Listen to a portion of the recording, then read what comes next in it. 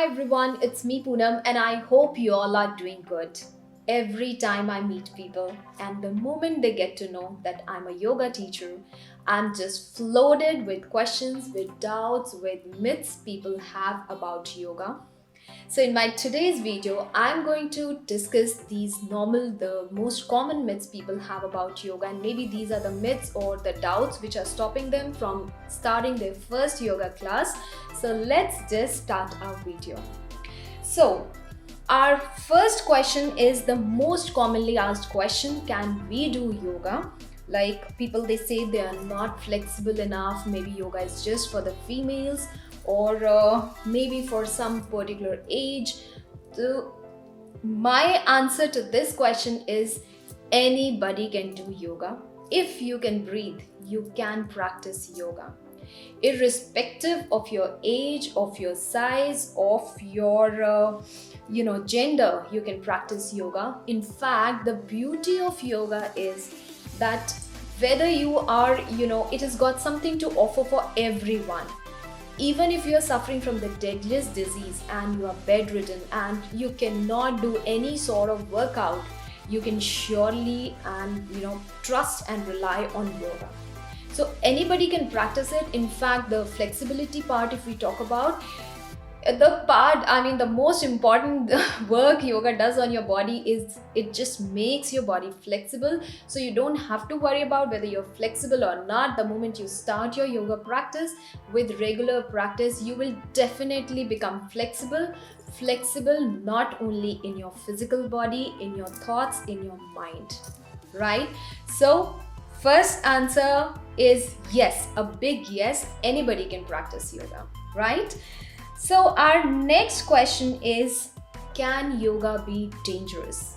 Now, everybody says that yoga is the most safest practice. Yes, of course, it is the safest practice, but yoga can be dangerous if it is not done under proper guidance, under observation, complete observation. If you are not giving to your body, or if you're not respecting your body and you're just trying to overstretch your body's limits, then yoga can be really dangerous, can be harmful to your body. Yoga is not only about getting into tough asanas, which like most people think. Yoga is much more than that. It's a beautiful connection. It's a union of your body, mind and soul. So it's very important that whenever you're practicing yoga, give your 100% observation, and just don't focus on a particular asana that you have to just get into that full split or headstand in your first class itself. Just enjoy the process. The slow process should always be your aim. You should look towards an asana, aim for it, but slowly, gradually you should work and prepare your body to get into that asana, because our purpose of doing yoga is not to harm our body but to gain the benefits of yoga, right? So we move on to our next question. So this question is, how can these simple yoga asanas which we do can be beneficial in losing weight, right? So guys, when we talk about losing weight is not only about exercise. It's much more than exercise. It's what you eat, how you eat, when you eat, how it is digested in your body, your sleeping patterns, your metabolism. These are all the things which works on your body, that how your body will be, whether you'll put on weight, lose weight. So all these things together decide. And the beauty of yoga is that it helps you balance the stress and all those factors which are there. Yoga works on all these factors, so it helps you work on your body from inside, so the results will definitely be seen outside on your outer body. And for those who think about these simple asanas, you can definitely try other forms of yoga which are like Ashtanga yoga, Vinyasa, which will really make you sweat from top to toe, right? So next question. So this question is from two of my friends. One is a Christian and one is a Muslim girl. So they asked me, can we do yoga? Because many people think that yoga is about Hinduism, it's about a particular religion. So, my dear friends, yoga, yes, originated in India, so people think that it is all about one particular religion that is Hinduism. But yoga is a beautiful science. It is a technology. It's like something which people have been trying it, using it. So it is just not about any particular religion. It's a science, and I definitely tell everyone, to just try it once. And yes, when we do our practice, when I say that we should always do it spiritually, or even like many people, they want to light candles, and when we say that remember your God, we talk about the divine power. We never focus on one particular god.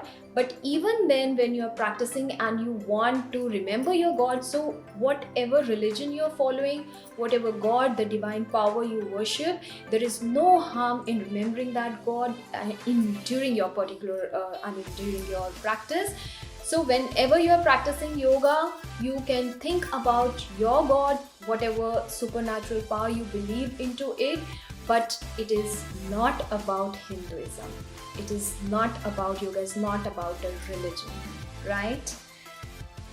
And now this one is like one point which I think the very difficult point which most of the people think, and that is the point, that's a myth which people say that yoga is a strict discipline, a total lifestyle change it requires, and it is all about those complex asanas. So first of all, as I told you, it's not about complex asanas. It's never ever that in your first class itself your yoga teacher will put you into headstand or your full splits or that one-legged pigeon pose. It's not about this. It's a very gentle process. And when we say that yoga is a strict discipline, then yes, yoga is a discipline. In fact, whenever we, it's I think it's how life is about.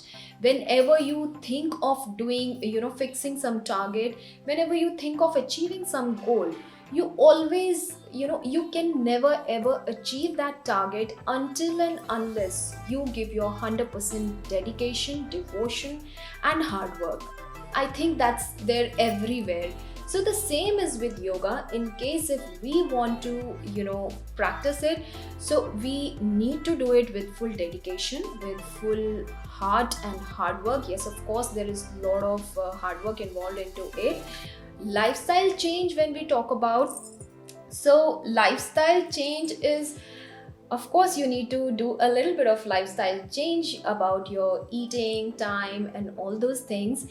And many people, they talk about dietary, like vegan diet, or not getting involved into so many other things. So lifestyle changes, yes, of course, definitely yoga requires. And it's not only about dietary changes. There are many changes which yoga requires, like there is a time on which you have to get up. In fact, asanas, they are just a mere part of the complete yoga practice.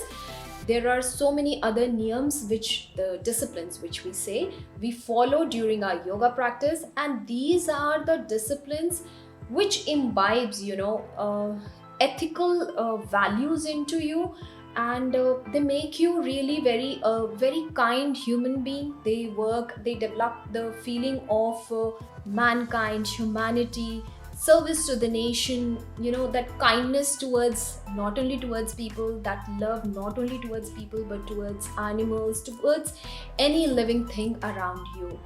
And I think that's a very beautiful thing. So just thinking about it, that yoga is just a discipline, and you require a very strict discipline, and if you're stopping yourself from practicing it, then I think we need to rethink on this idea of ours, because it's a beautiful gift to the mankind. It is the greatest gift to the humanity, and you just need to practice it once, and then feel how and what changes it gets into your body.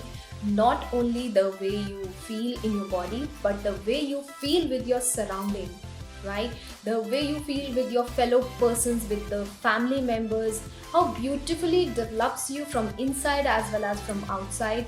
And that cordial relation, which I mean the connect which you get with the environment, with the universe as a whole, and it turns you into a very beautiful person. And that beautiful person, when you're beautiful, when you're happy from inside, you definitely spread happiness.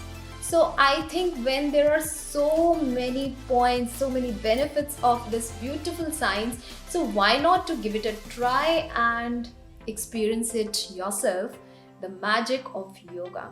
I think you can definitely give it a try. And these were the major points which I wanted to discuss with you people, and I hope that after my today's video, few thoughts, few points would have cleared from your head, and you guys will definitely start practicing yoga and will definitely hit your first yoga class. Now, a few more things, like many people, they ask me that they feel a little confused about their yoga practice. So I have decided to make few what you can say, that yoga class 1 beginners yoga flow sort of thing, so that you people know from where to start yoga. So stay connected guys, and I hope my today's video was useful to you, will be beneficial to you. And if you think that it was worth sharing, then do share it with your friends and do give it a thumbs up. And thank you so much for watching the video, and I'll soon come up with our beginners class 1 series, and it's going to be in fact few flows which I'll be making on different topics related to your daily like lifestyle disorders and so many other things which we will be covering. Those will be like few sessions, the complete half an hour or 45-minute sessions which I'm planning to start with. And also, in case if you guys want me to cover any particular topic, then do let me know in comment section. Lots of love and blessings to you all. Namaste.